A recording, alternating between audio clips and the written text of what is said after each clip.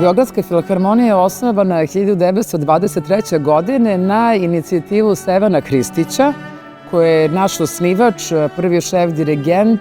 Za nas je 100-godišnjica bila veoma važan moment. Generacija ne samo filharmoničara, već i ljudi koji rade u Beogradskoj filharmoniji je zaista velika čast i velika odgovornost, jer smo mi baš ti koji će našu kuću prevesti iz jedan vek u drugi. Nakon stvarno dinamične proslave 100-godišnjice sa puno velikih projekata, mi smo 101. rođendan obeležili na jedan nestandardan način.